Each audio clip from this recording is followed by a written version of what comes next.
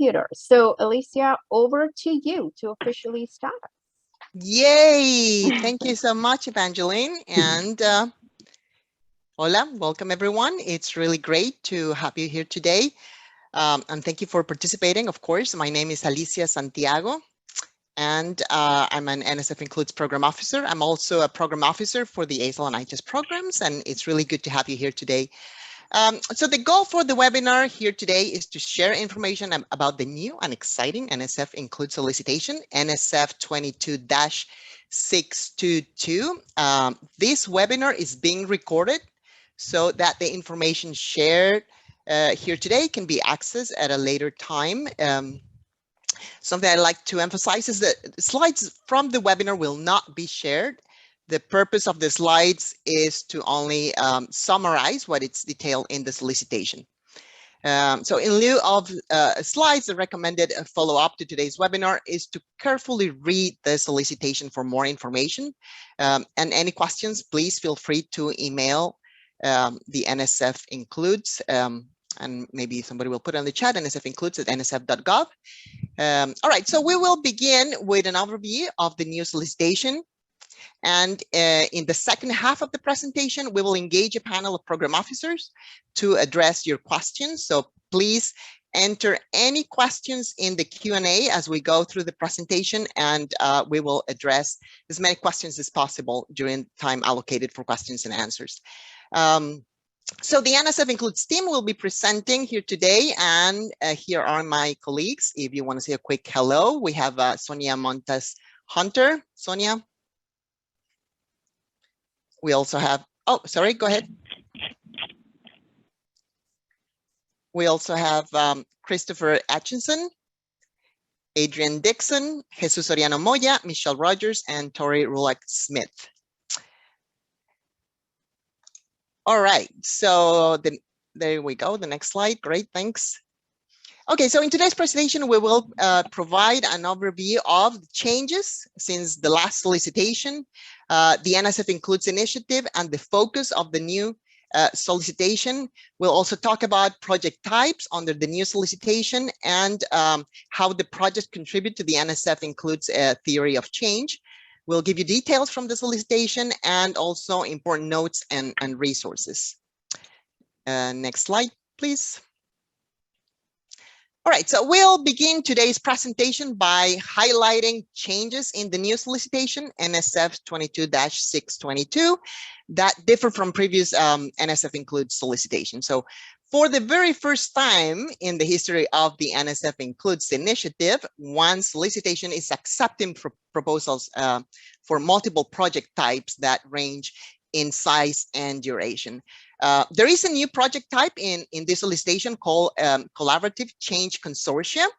You will hear more about this opportunity later in the presentation, but consortia build networks to address critical broadening participation challenges at a city, state, or regional levels. Another important update is that all proposals under NSF 22-622 must be submitted using research.gov or grants.gov. So make sure you remember this. NSF is migrating from Fastlane to research.gov system.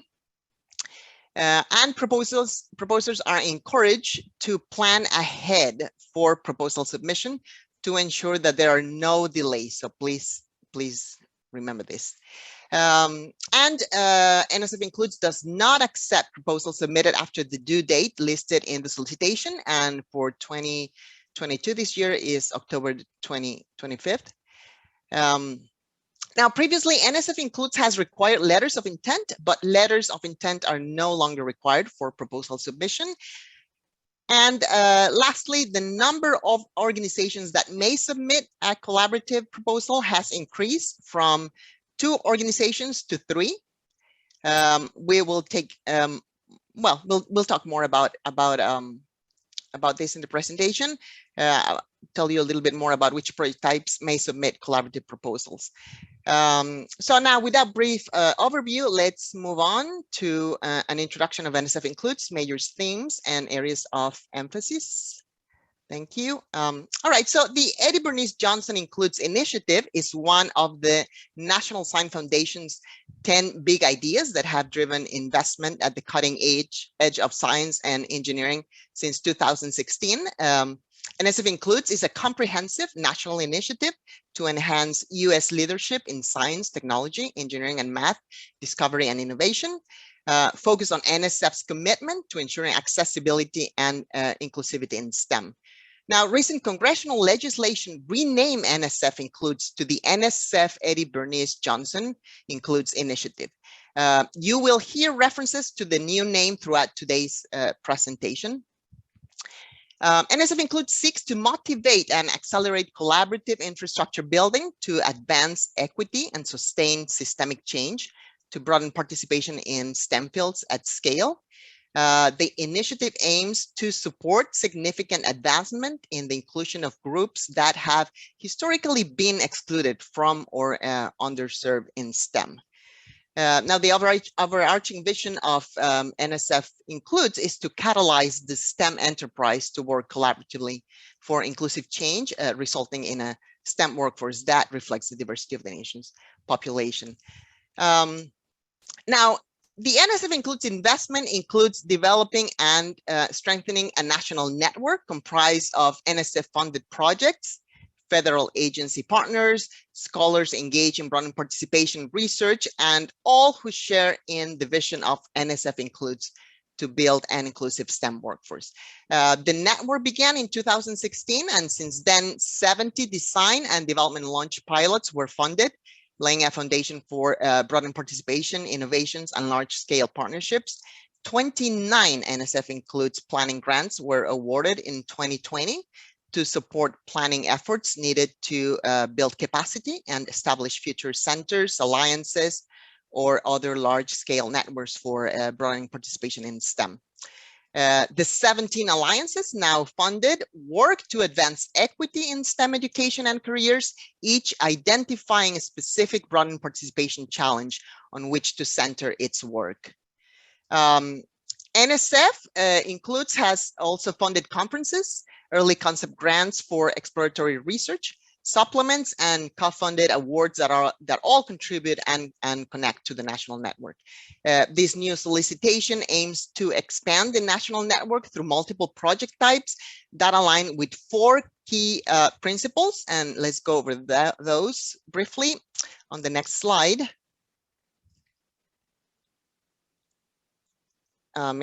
Great.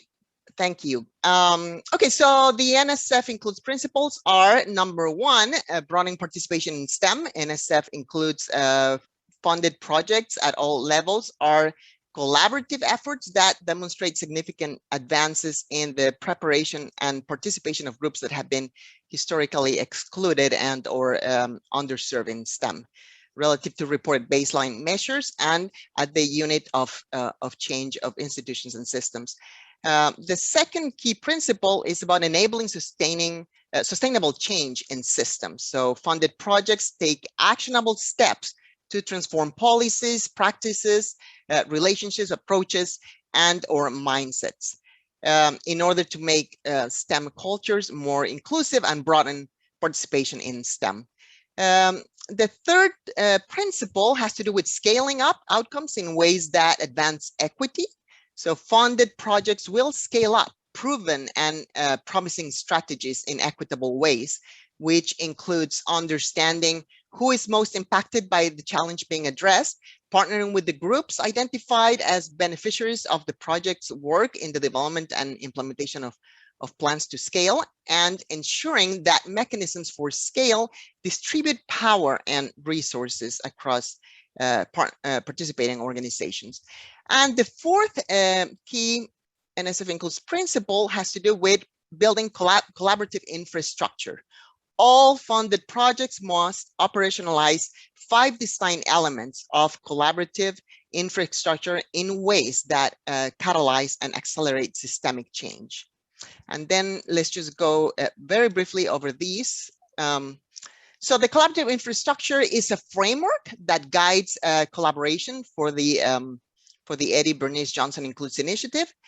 Partnering organizations come together to develop a shared goal or vision, mutually reinforcing activities, objectives, and measures to map progress, plans for continuous communication, and for expansion, sustainability, and scale. NSF includes projects build collaborative infrastructure into their approach, but the singular focus remains on demonstrating broadening participation in STEM as a result of the project's work. Now, you can see on the screen the 5 design elements of collaborative infrastructure, and these are numero uno, 1, shared vision. So partners working collaborative to develop a strategic plan center on a shared vision to affect systemic change. Number 2, partnerships. Organizations and individuals partner and act collaboratively to accomplish project goals. Number 3, goals and metrics. Evidence of progress is important to the Eddie Bernice Johnson Includes initiative.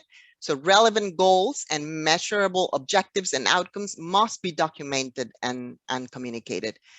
4, it's about leadership and communication. So funded projects should develop leadership capacity and distribute leadership within and among partnering organizations. And number 5 is about expansion, sustainability, and scale. So funded projects are expected to expand their network, sustain key activities, and scale up equitably. So now I will turn the presentation over to my colleague, Chris, who will share information about the project types under the new solicitation. Thank you, Alicia. Good afternoon, folks, or for those of you from farther west, good morning. With this new solicitation, NSF Includes is growing the national network, as well as the opportunity for building collaborative infrastructure to bring about inclusive change in STEM. Next slide, please.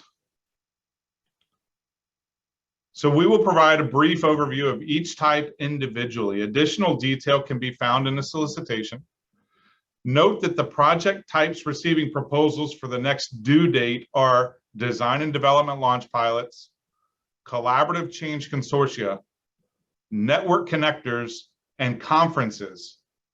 Alliance proposals will be received next year, October of 2023, along with network connectors and conferences, which are accepted every year. Please note that prior NSF Includes support is not required to be eligible for an award, and no one project type is required as a prerequisite to submit a proposal for any other project type under this solicitation. So, for example, you do not need to have previously been awarded a design and development launch pilot to be eligible to submit an NSF Includes Alliance proposal. Next slide, please. Okay, design and development launch pilots may request up to $300,000 per year for up to 2 years. Launch pilot projects include testing and delivering collaborative strategies and models for broadening participation in STEM, engage partners in testing the feasibility of a process for change, building infrastructure for collaborative change, and identifying potential mechanisms for sustaining activities. And they measure and report on results and share findings with the national network and other stakeholders. Launch pilot project networks might partner locally, regionally, nationally, by disciplinary focus, or by another multi-sector category. Proposals for projects formally funded by the NSF Includes as planning grants should now be submitted as design and development launch pilots. There is no planning grant project type within this new solicitation. Next slide, please.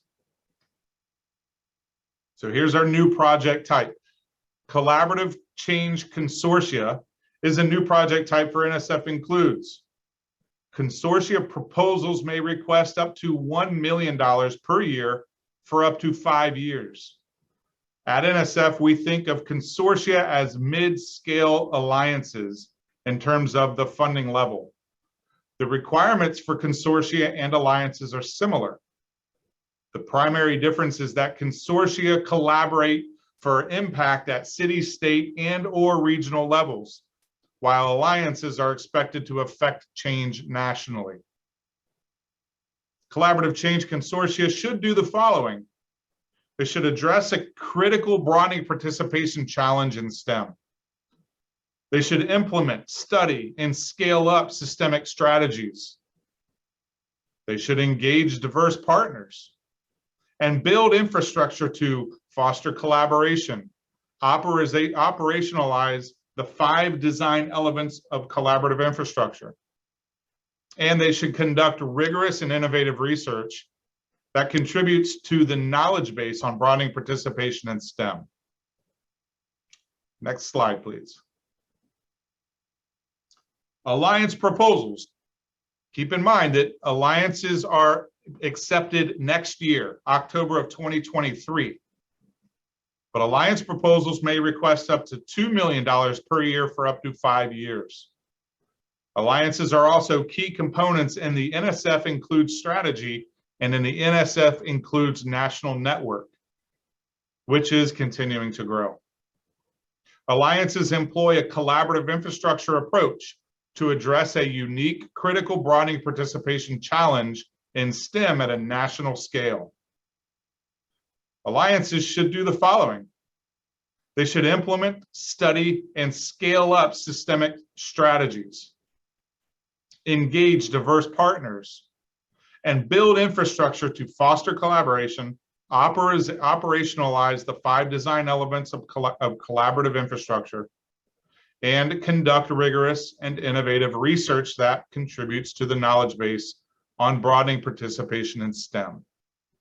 Again, please note that alliance proposals will not be accepted this year.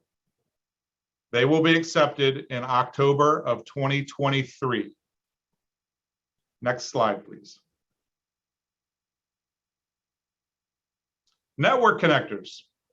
They've been previously offered through the NSF Includes Dear Colleague letters. This is the first time this funding opportunity has been made available as part of a solicitation. Connector proposals may request up to $250,000 per year for up to 2 years.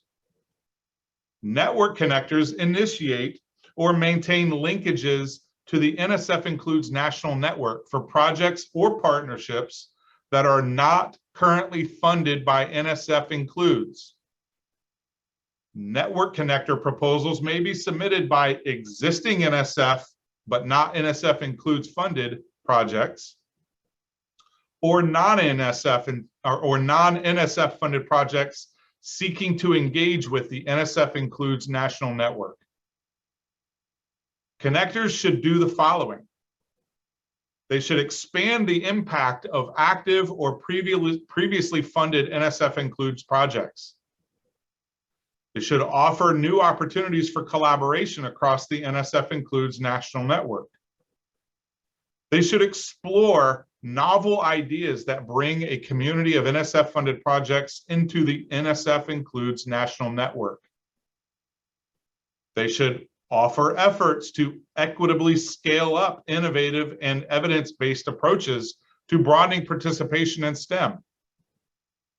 And they should build on the work of the national network in developing shared goals, measures, and mutually reinforcing activities that build collaborative infrastructure for broadening participation in STEM. They should communicate knowledge and results from the NSF Broadening Participation portfolio of programs and projects, NSF center scale activities, and other major foundation investments. Or communicating findings from the science of broadening participation research, the broadening participation research community to the NSF Includes national network, especially pertaining to new efforts to translate basic research into practice.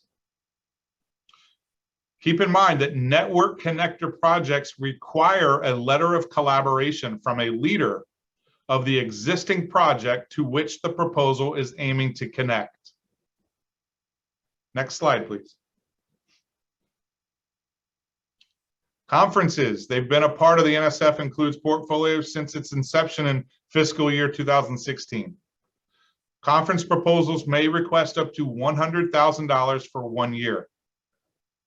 Conferences provide platforms for new collaborations or exchanges of ideas that strengthen the Includes national network.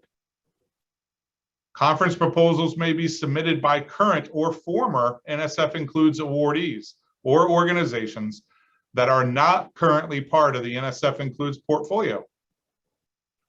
NSF Includes will consider conference proposals on an ongoing basis.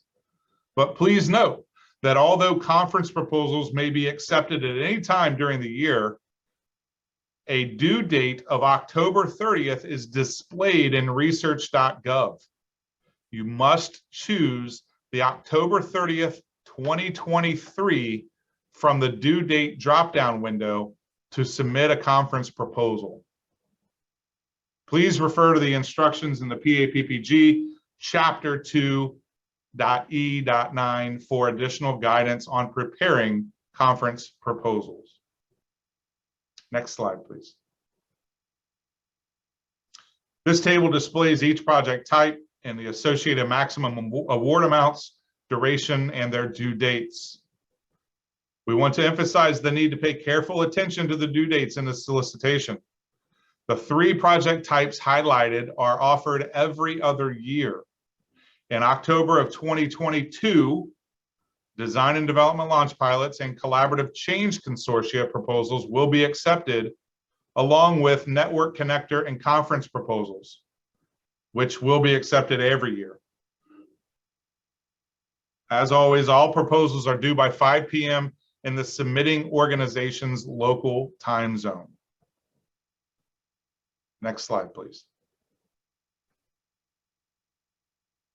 A visualization of the NSF Includes theory of change is included in the new solicitation. It explains the activities, outcomes, and overall NSF Includes goal.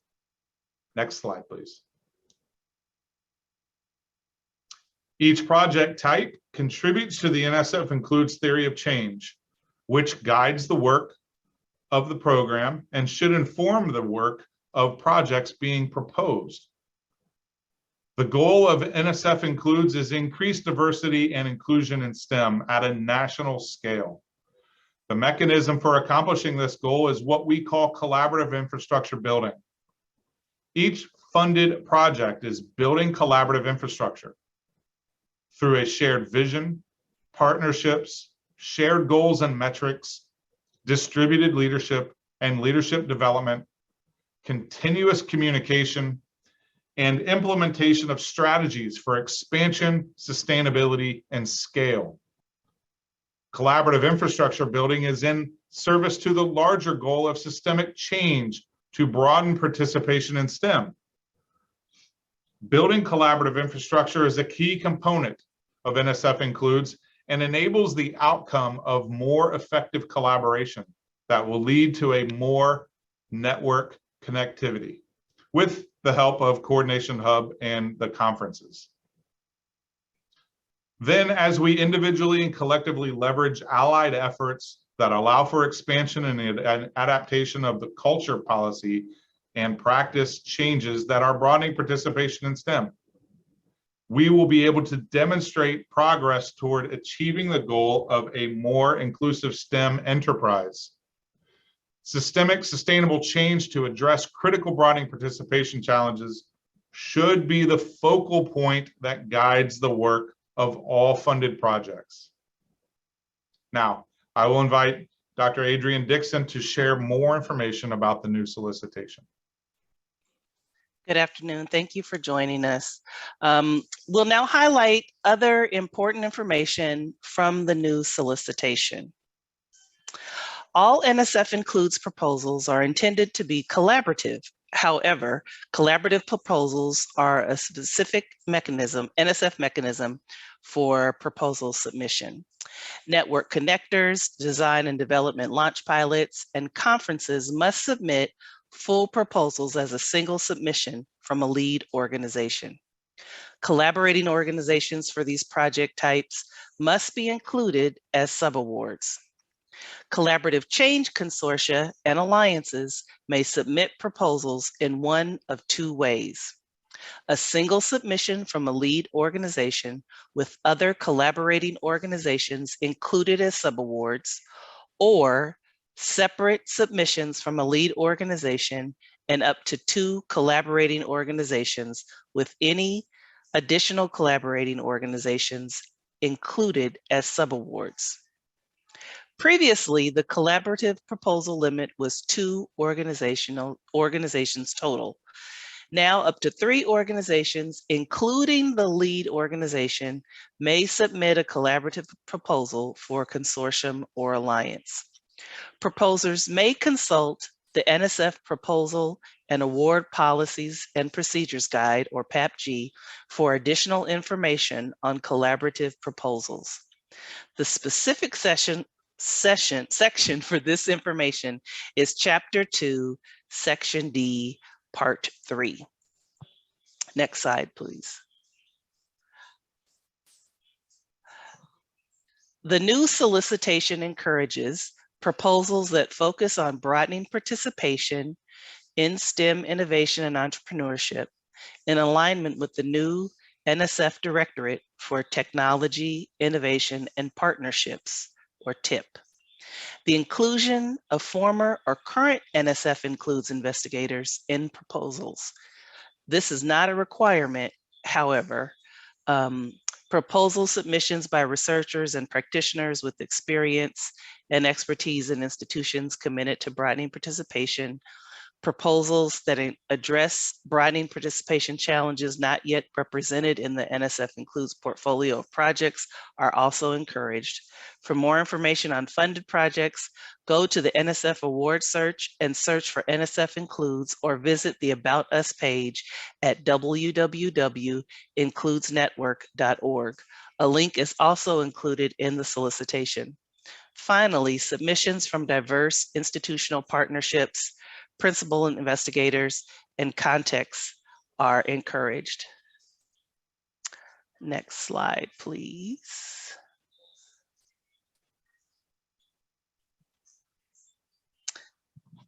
The NSF PAPG explains the categories of proposers eligible to submit proposals. Individuals who are not affiliated with an organization are not eligible to submit proposals. Otherwise, there are no restrictions on or limits on who may serve as a PI on an NSF Includes project. However, an individual may serve as a PI or co-PI on only one NSF Includes proposal per annual due date. This limit does not include conference proposals. PIs and co-PIs on an alliance award that will be active at the time of a new NSF Includes award may only submit conference proposals under this solicitation. Next slide. Additional notes of importance include project description page limits. All project types have a page limit of 15 pages, while alliance proposal project descriptions may be up to 20 pages. The 20-page project description is a deviation from the PAPG. In addition, an organization may serve as a lead organization on only one proposal per project type per annual due date. This limit does not include conference proposals. Next slide, please. One-year network connectors and conferences will be awarded as standard grants. Multi-year network connectors, design and development launch pilots, and collaborative change consortia awards will be made as continuing grants. Alliances will be awarded as cooperative agreements. NSF Includes anticipates funding 10 to 15 total awards in each annual competition, contingent upon the availability of funds and receipt of competitive proposals. A total of $5.5 million is anticipated for new awards each year. Next slide, please. Keep in mind that NSF Includes seeks to motivate and accelerate collaborative infrastructure building to advance equity and sustain systemic change to broaden participation in STEM fields at scale. As you prepare proposals for the available funding opportunities, be sure to consider the questions provided in the solicitation by project type. The most competitive proposals will address the indicated questions and considerations. Proposals submitted should propose approaches and activities that aim to change systems in ways that are sustainable, with baseline data and measures that demonstrate how the participation of groups historically excluded or underserved in STEM is being broadened at scale in ways that advance equity. Next slide, please.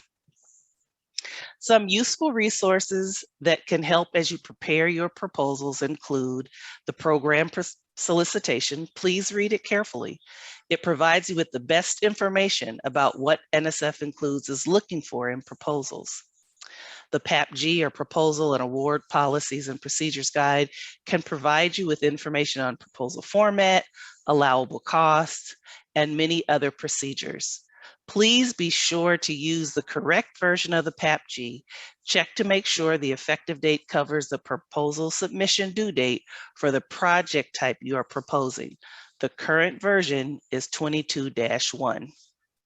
If your organization has never had an NSF grant in the past, or if you haven't had an NSF grant in the last 5 years, please be sure to read our prospective new awardee guide to find out what kind of documentation you will need and what the process will be should your proposal be recommended for an award. Next slide, please. Another important note is that both research.gov and grants.gov have helplines that you can call when you have trouble with technical proposal submission issues. Program officers are most likely unable to access or help troubleshoot technical issues. We cannot emphasize enough the importance of starting the proposal submission process well in advance of the due date. If you encounter technical challenges, you can call the research.gov help desk at 1-800-381-1532. Assistance is available 7 a.m. to 9 p.m. Eastern Time, Monday through Friday, except for federal holidays. Grants.gov users may contact the support center at 1-800-518-4726. Last slide, please. We want to thank you again for your interest in NSF Includes. For more information, see the solicitation NSF 22-622 or the NSF Includes program page accessible from nsf.gov. More information about the national network and numerous resources are available in the NSF Includes online community at www.includesnetwork.org. If you have questions that are not answered today, you can reach out to NSF Includes at nsfincludes@nsf.gov. Now I'll pass the webinar over to my colleague, Sonia Montas Hunter, who will moderate the questions and answer sessions. Thank you. Thank you. We have several questions in the Q&A function that my colleagues, Tori, I think Jesus, are going to answer. So the first question is, if you apply for one mechanism this year, for example, the consortium, will there be a penalty when you apply for, let's say, an alliance grant in 2023? Or will this be considered as a positive aspect? Thank you, Sandra. I can start, and Michelle, Jesus, feel free to chime in. I think for NSF Includes, this is a matter of effort. So all proposals require that you submit current and pending support. And we have relatively high expectations for outcomes from these projects. And so the percentage of effort would certainly need to align. And there will come a point at which you will exceed what is allowable effort, certainly. If that is the case, then yes, it could be seen as a negative. Similarly, proposals include information on prior support from NSF, and that can demonstrate capability to conduct the work being proposed. So in that way, it could be a positive. It really depends on the individual situation, and there's unfortunately, no one concrete answer to that question, at least based on the way I interpreted it. Jesus, Michelle, would you add anything there? I agree with what you said, especially with the effort part. If you are putting in what we consider a significant effort in one, it is highly unlikely that you would have enough room left in terms of your NSF commitment to be committed for another of this type of award. And maybe I would just add that if, of course, you submit a proposal for a project type that may only last 1 year, and that project wouldn't be active at the time that a new award, if granted, is awarded, then of course that wouldn't be a problem. But it's the overlapping effort that would become a concern if you're exceeding allowable limits.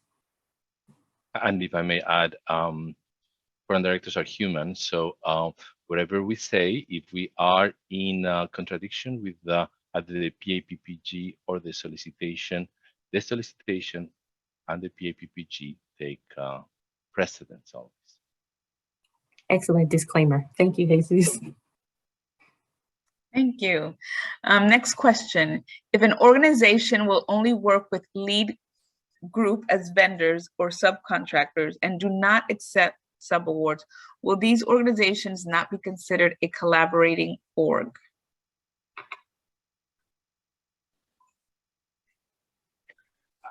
May I try? So a vendor under PAPPG is an organization, or in the case of an individual, a consultant, that or who provides services for a fee.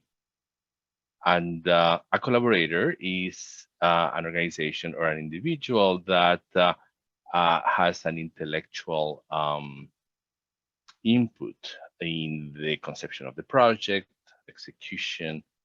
We would also expect writing of the proposal and then execution of an award. I personally, and my colleagues should correct me if I'm wrong, I cannot see how, while vendors are always necessary, when we think about collaborative infrastructure, we are looking about, and the also theory of change that we share with you, we're looking at a cohesive partnership that has the potential to scale up regional or nationally. So I personally don't know how you could build such a collaborative infrastructure with just vendors. And I would just add, I'm not sure if the question is in reference to the collaborative proposals that were mentioned. In that case, it is a single project with up to 3. As was mentioned by our colleagues in the presentation, there can be up to 3 institutions or organizations that collaborate on the submission of that proposal and carrying out the project if awarded. And so in that case, it sounds like the question, and I'm trying to locate it just to make sure I have the distinction between the subcontractors and the sub-awards. But if you're asking about a collaborating organization in that sense, that would only be if you were one of the organizations that would actually submit a proposal with a separate budget, but all under the umbrella of the same project description. In that case, you would be considered a collaborating organization if you were one of those 3, up to 3, that submitted the collaborative proposal. If that was the angle of the question, which I'm not sure. Feel free to clarify in the Q&A if neither of those addressed the question that was intended. Thank you. Next question. Would this solicitation or this program, I'm assuming the INCLUDES program, be appropriate for a campus that is currently in development, but that will conduct research as part of its operation once it is completed? For example, funding for a lab school or early childhood learning center.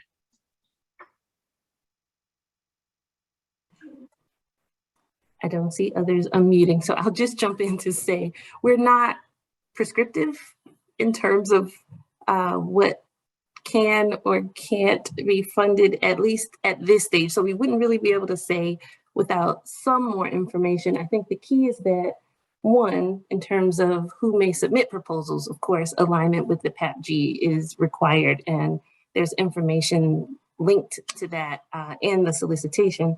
But then secondly, you just want to make sure that what you're proposing aligns with what the solicitation requires for the project type that you're interested in. And if that particular lab school or other setup can demonstrate that it can effectively do those things that are required for that project type, then that certainly is what would be reviewed at the stage of proposal review.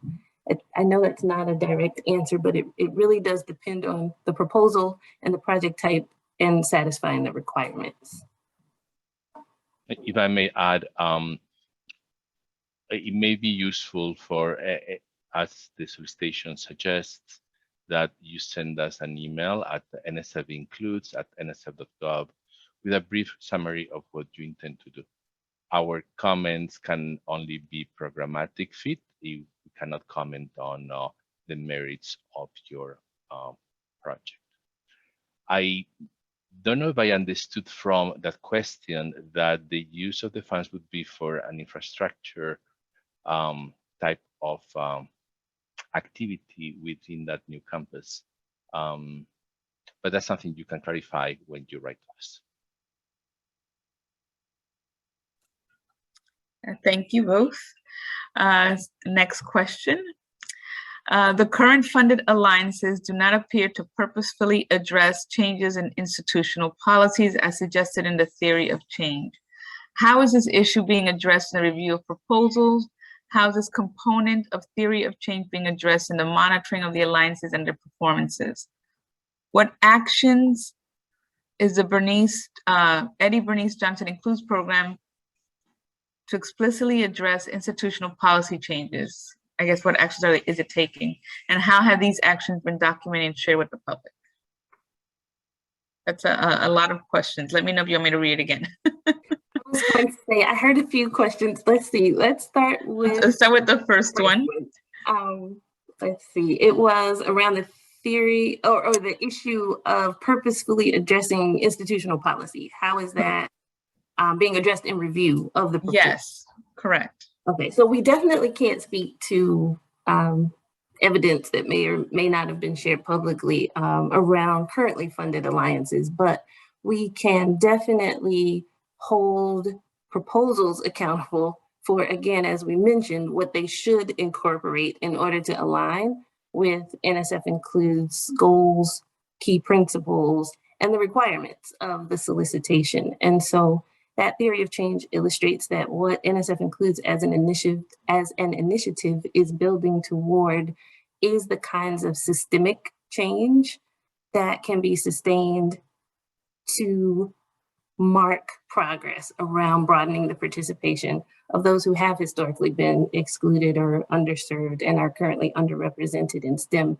So in terms of how it's being addressed, we ensure that reviewers understand what to look for, because the NSF gold standard merit review process does involve engaging external reviewers to review proposals. And so those reviewers engage with NSF, and in this case, NSF INCLUDES staff, to understand what it is that they should be looking for as they review proposals. I don't know if that is what was intended in terms of the question being posed, but we do very much consider how what is being proposed is making progress toward that ultimate goal. And in the case of the theory of change, there were sort of several steps, 2 or 3 steps to getting there. How are they building collaborative infrastructure in service to that ultimate goal of the kinds of sustainable systemic change that will show that we now have a more inclusive STEM educational system and workforce. Again, I'm not sure if that addressed the question, but now part two, Sandra, was how is a component of theory of change being addressed in the monitoring? So this is, I guess, not just a review of proposal, but the monitoring of alliances and their performance. So let me pause in case someone wants to say something. I don't want to assume, but I can keep going. Well, I believe that in terms of the information that we can make public ourselves, so when you submit a proposal and it is awarded, let's say an alliance for $10 million, it will be subject, there will be certain standard research terms and conditions that apply, and also a cooperative agreement. And those together with the solicitation itself will guide how your award is monitored by NSF. I think that is what I would share at this time. I don't think we are in a position to share internal policies to NSF. Definitely, and I was just going to add that because this solicitation is our first, it's multifaceted in terms of the project types that are offered.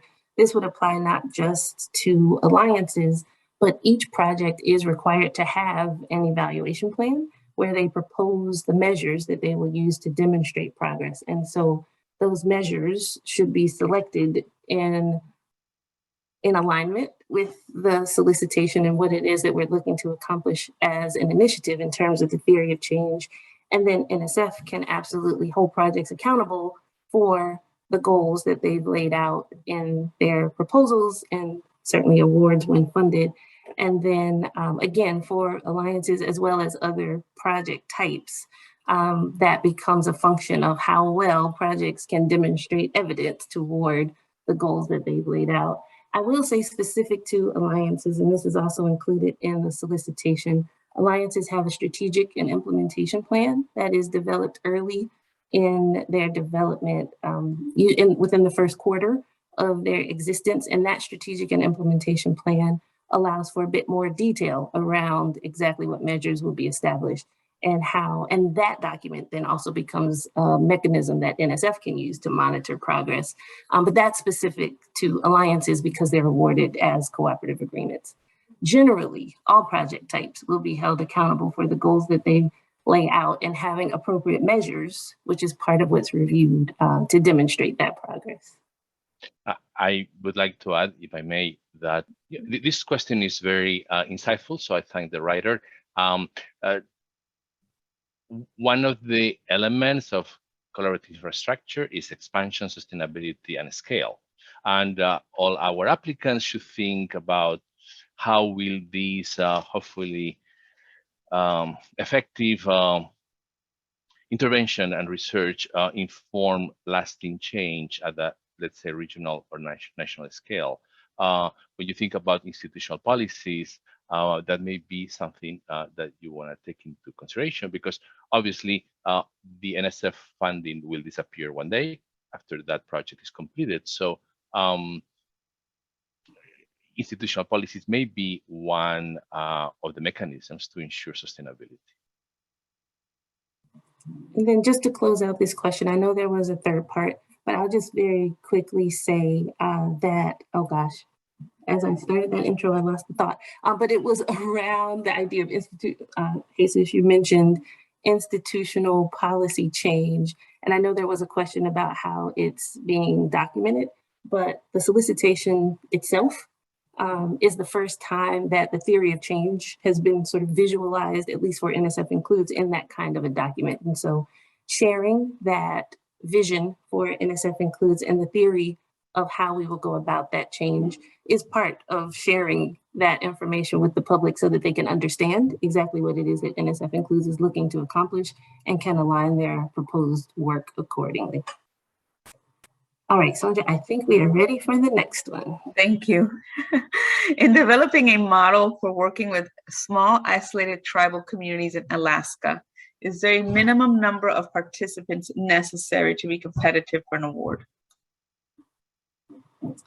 So I think I'm the only one that's still unmuted. I'll just quickly say, and others feel free to chime in, that no, there isn't necessarily a minimum number of participants, though you will want to keep in mind the project type and its intended level of impact. So what partners and perhaps how many would be appropriate at the level of an alliance, which has the expectation of national change, would be different perhaps from a consortium that might be looking to affect change at the level of a single city, for example, which would also be very different from, let's say, a launch pilot, which would have a different unit of change that they might be looking to work toward. And so that really will depend on the project type. But no matter the project type, NSF Includes doesn't establish a minimum or maximum for that matter number of partners. It would just need to be appropriate for what's being proposed. Thank you. And anybody else? If I move to the next question? No? Okay. What is the award timeline for the design and development, I guess, project? When would the award be available to start? So NSF strives to conduct all reviews and issue the funding or no funding decision within 6 months. Ideally, we want to do it much earlier. But I would say it is safe. And by the way, all of this is subject to availability of funds. So Congress has to approve a budget, and that has to be signed into law by the president or a continuing resolution.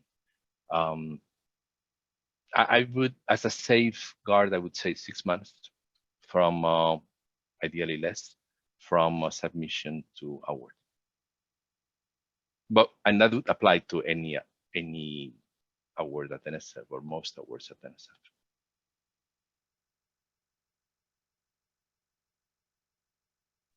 Okay, thank you, Jesus. Can a collaborative change consortium being a multi-institutional partnership in which each partner forms a regional partnership? I guess, can a collaborative change consortium be a multi-institutional partnership in which each partner forms a regional partnership? So again, I don't want to say too much without understanding the specifics, but only to just say generally that we don't constrain the approach that projects wish to take to what broadening participation challenge they're addressing and how. So there are no limits or constraints in terms of the question as presented around, whether individual partners would form regional partnerships. We don't limit or constrain that. It's all about how it's presented and how well it's justified and as it undergoes the NSF review process. The only thing I would add is, A, we cannot comment on the contents of your proposal, and B, ensure that your approach, whatever it would be, follows the requirements and description that we provide in the solicitation. I'm talking about, for example, pages 6 and 7 of the solicitation when you speak about the collaborative change consortia.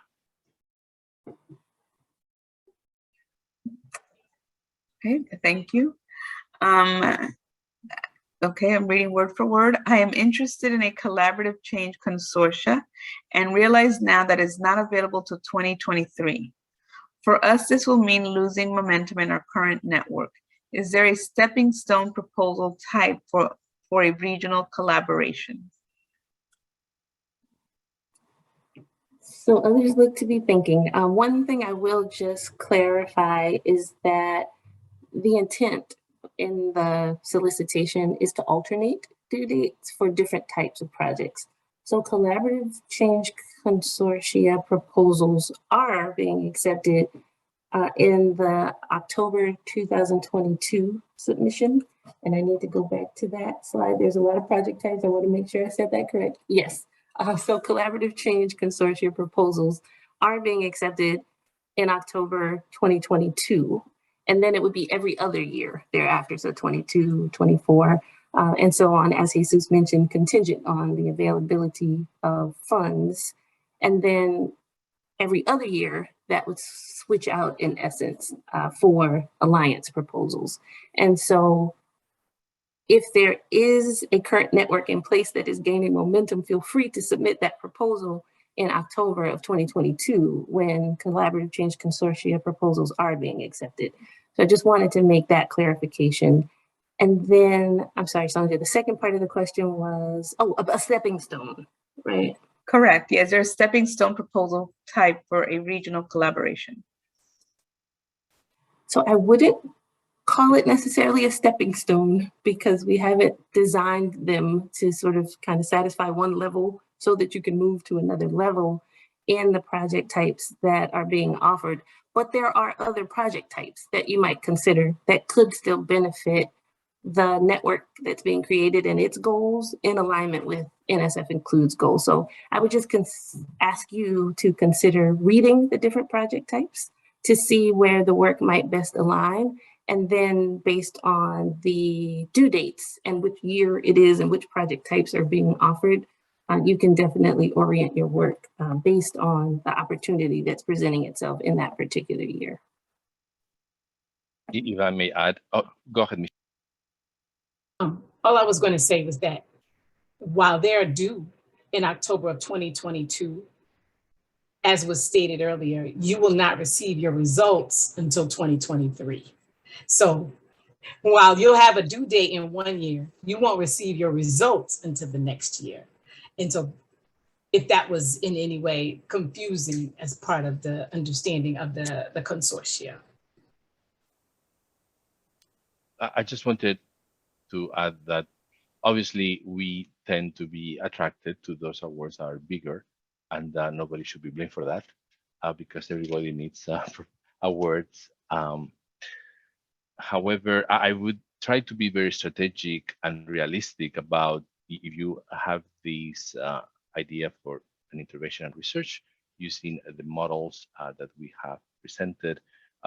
Be realistic about what actual partnership you can present, and make sure that your efforts writing that proposal are relative to where you are at this time.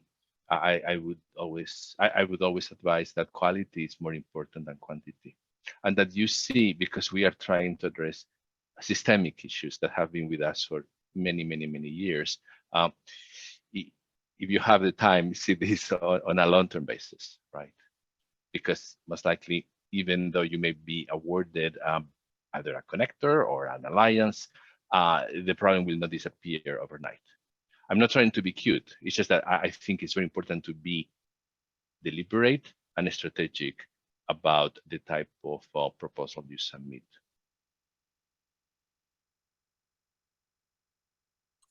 Thank you. One last question. And I think this is a clarification from the earlier question about the collaborative and subawards. We often work with an educational organization that would be a major contributor and would collaborate on the writing of the proposal and running the proposed activities. However, they do not accept subawards due to the paperwork burden associated with subawards, specifically NICRA. Can we still propose with this group as a collaborator?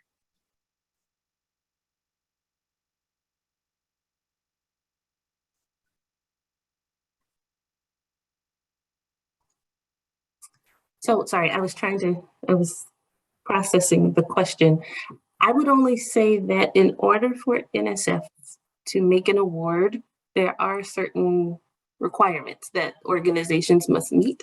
And so I would direct you to the Proposal and Award Policies and Procedures Guide, or PAPG, which we call it affectionately, which can provide a bit more information about what that would need to look like. There are, for example, minimum indirect cost rates that can be imposed is not the right word, but that can apply when there isn't a federally negotiated rate. And so that is explained more in the PAPG. And I would just make sure that whatever organizations you are proposing to work with, especially if they would be receiving budget, comply with what the PAPG prescribes for organizations that can be eligible to receive funding from NSF.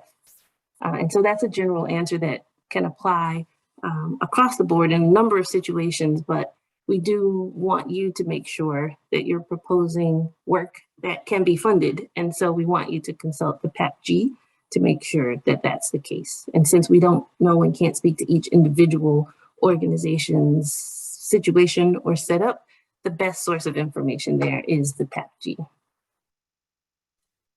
And that was the end of the open questions. All other questions have been answered in the Q&A. And I think we're at time, so I don't know why we have time to read some of those. Yes, in the way that they say time flies when you're having fun, I had no idea we were this close to time, and but we do want to be respectful of everyone's There was time. a new question added just now. Oh yeah, there is the research component built into the Alliance proposal and collaborative change proposal part of the 15 pages and not a supplement or appendix. Yes, so very quickly, it is definitely part of the project description. Now that the length of that will differ. Alliance proposals are a bit more complex, and so they are allowed 20 pages. The Collaborative Change Consortium proposal would need to be contained within the 15 pages. But thank you all very much for your interest in NSF Includes, for your participation in today's webinar, and for at least one extra minute of your time so that we could address questions. As others have mentioned, NSF Includes does have an email alias, and it is simply nsfincludes@nsf.gov. Should you have other questions, you can send those there, and the member of our team with expertise in the area most closely related to the question being asked will respond. Thank you again, and we look forward to receiving your proposals in October.